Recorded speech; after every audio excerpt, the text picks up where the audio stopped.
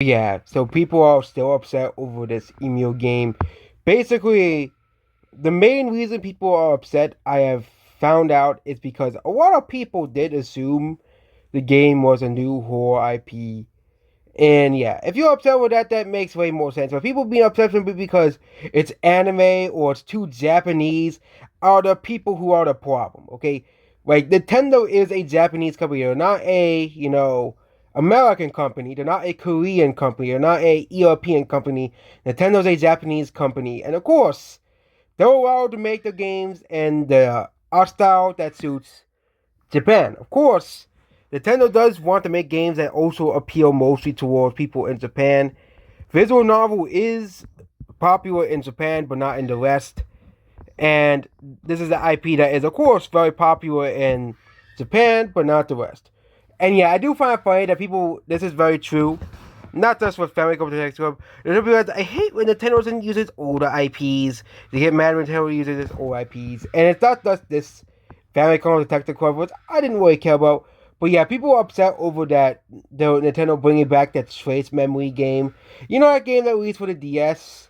Oh, like 10 years ago, like the Nintendo brought back. People got upset over it because it was too anime, or it's too much looks like an anime game. Okay, even though the game was decently popular on the DS, of course the game's not going to sell a million copies, as the first DS game didn't sell a million copies. But it is pretty funny that these people get upset over these anime games when this is really games that appeal in Japan and are going to sell well in Japan.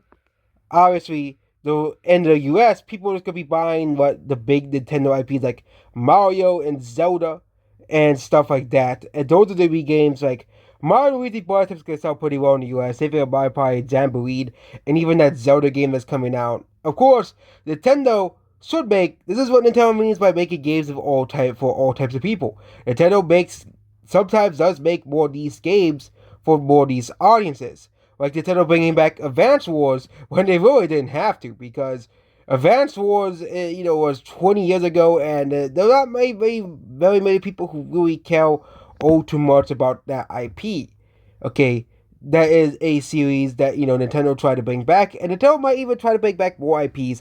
Like, I have several examples. Maybe not Punch Out. I was gonna say Punch Out example, but I think the reason why Nintendo isn't bringing back Punch Out is because Punch Out would be canceled in modern day, 100%. Okay, they canceled Mario Odyssey over the Mexican costume. They would cancel Punch Out in a heartbeat because every character in that game is like a living stereotype. But I think two other IPs that Tell could probably bring back soon, and this is just my gut feeling, is F-Zero and Kid Icarus. These are two IPs that have been dormant for so long that I think Nintendo's gonna bring it back eventually. Okay, I think with the Switch 2, definitely. I don't think Nintendo's gonna bring back F-Zero and Kid Icarus with the Switch 1. Definitely not happening. But with the Switch 2, definitely F-Zero and Kid Icarus will come back with those consoles.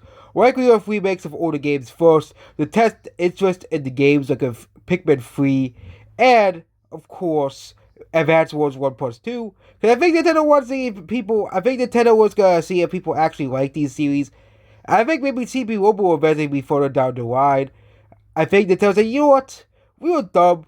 Instead of I think if Nintendo really wanted CB Robo to stay as a major, as an important IP, instead of really expanded upon the first game, instead of going to a garden simulator, like I get Star Fox fan base, like at least a Star Fox, you know, Star Fox Assault was somewhat of a continuation of what I heard of Star Fox 64.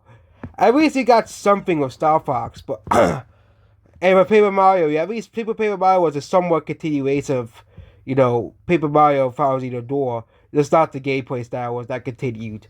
But Chibi Robo, I think Nintendo should definitely give that IP another chance.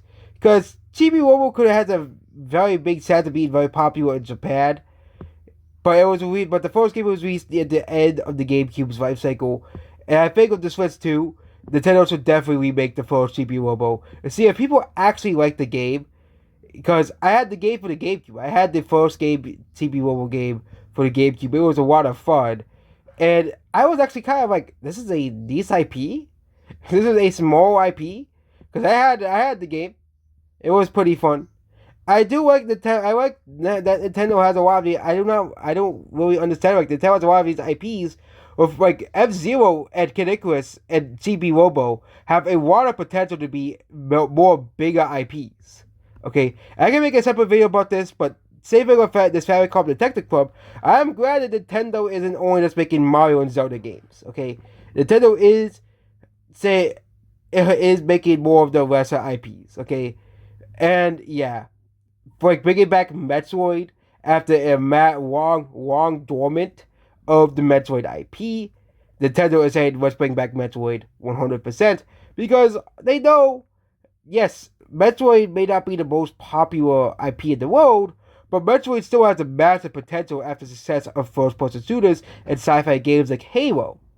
And yeah, I think I make a separate video about Nintendo IPs with the most potential to become as big as Zelda Breath of the Wild, but even Zelda used to not be as big as Mario and Pokemon, but now it is. So yeah, that's about this video here. Goodbye.